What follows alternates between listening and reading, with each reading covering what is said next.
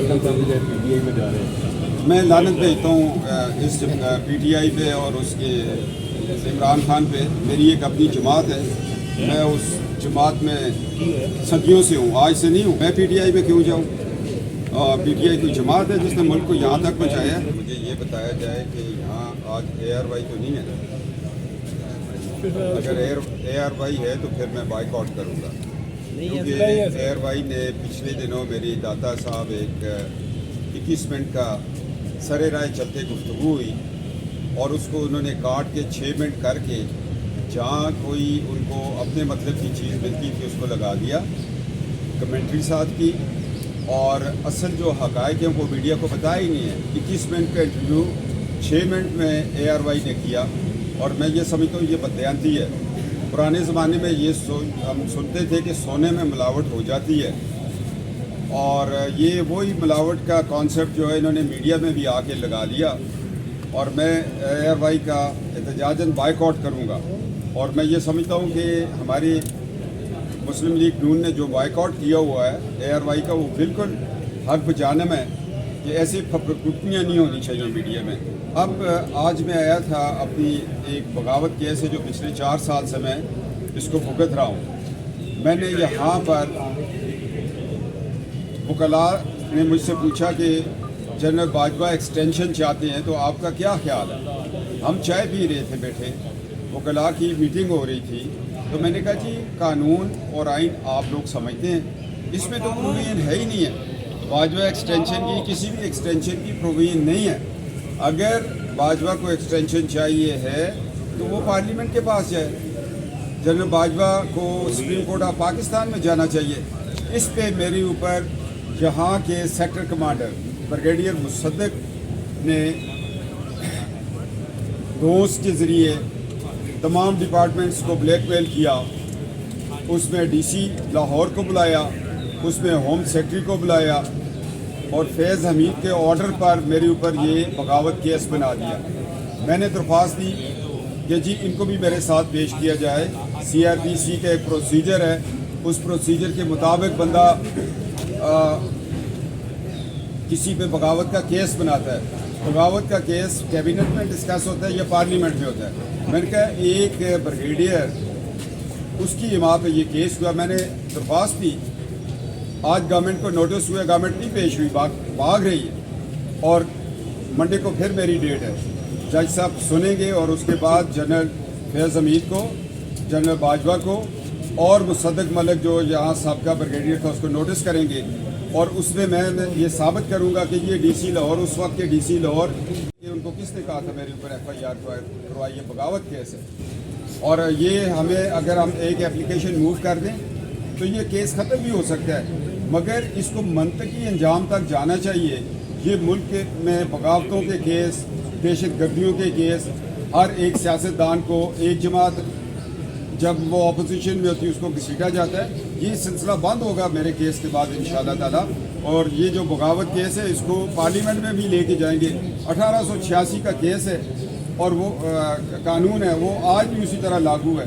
وہ تو جنہوں نے بنایا تھا انہوں نے تو اپنی حکومتیں قائم کرنے کے لیے کیا تھا.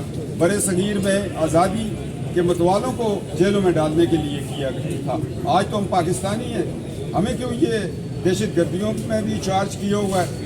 3 جگہ پہ ایک ملک میں 224 سے بغاوت کے کیس گجرانوالا, پشاور اور لاہور میں بھگت رہا ہوں. اور شکر اللہ کا کہ پشاور میں جرت مند جج تھے, انہوں نے پہلے ہیرنگ پہ FIR ہی اڑا دی تھی. انہوں نے کہا یہ بنتا ہی نہیں ہے کیس.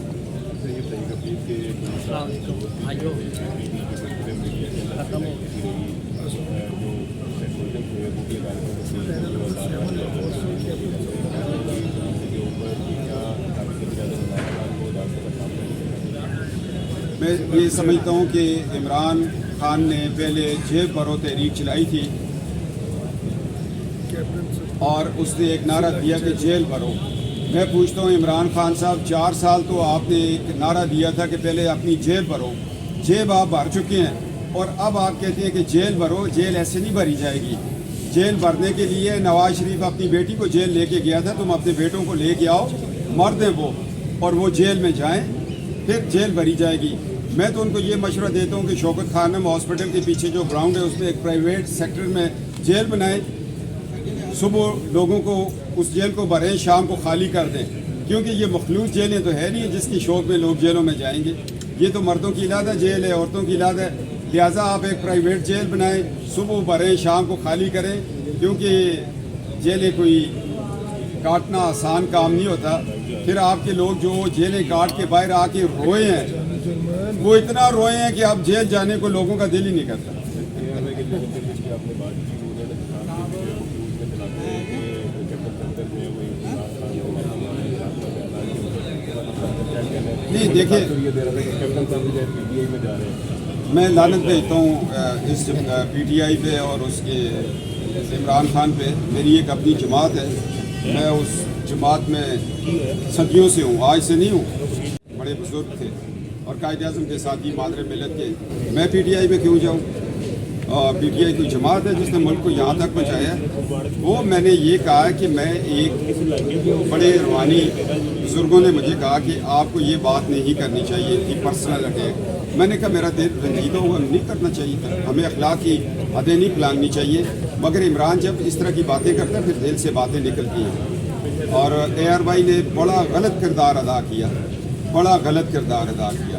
जो बंदा मुझे दादा साहब मिला, वो मेरे साथ बेगम साहबा मरहुमा के इलेक्शन में भट्ट साहब मेरे साथ होते थे, और वो मुस्लिम लीग की वो जो आपकी बीट बनी होती है उसको कवर कर देते हैं। जब मैंने उनको कहा आपने इतनी बातें मुझसे पूछनी है यहाँ पर, तो आजकल समा कैसे जा रहे हैं? उन्होंने कहा मैं समा छोड़ दिया, मैं AR भाई में। मैं क्या फिर तुसी आग लाना ऐसी?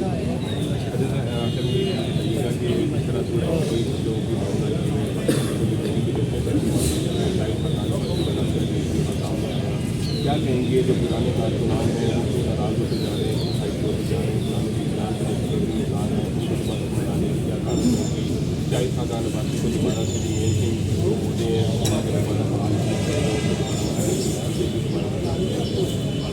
देखिए, शाहिद भाई जो हैं, मैंने उस दिन भी बात की थी। बड़े शाहिद भाई एक बहुत मुअज़्ज़ज़ और सुलझे हुए इंसान हैं।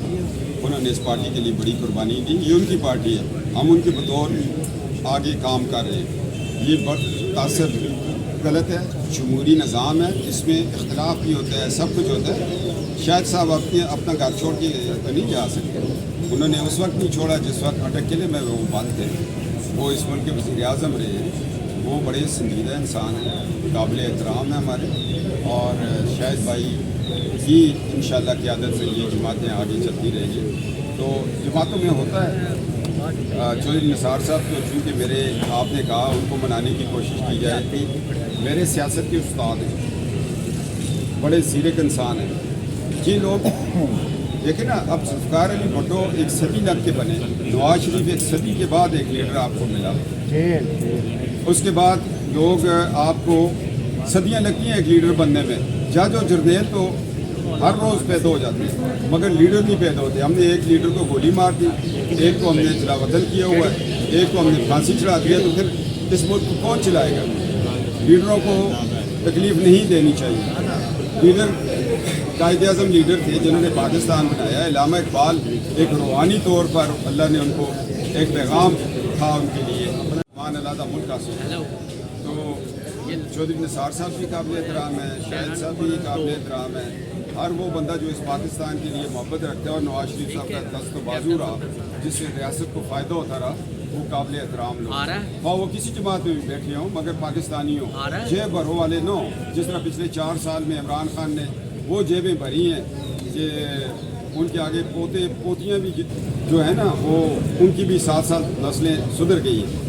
तो इमरान साहब को जेल आना चाहिए और जेल का सामना करना चाहिए और जुर्रत करनी चाहिए, यहाँ से जाएं, अपने बच्चों के साथ गिरफ्तारी दें, फिर हम उनको मर्द मानेंगे, जिस तरह नवाज शरीफ अपनी बेटी के साथ गिरफ्तारी दे चुका है।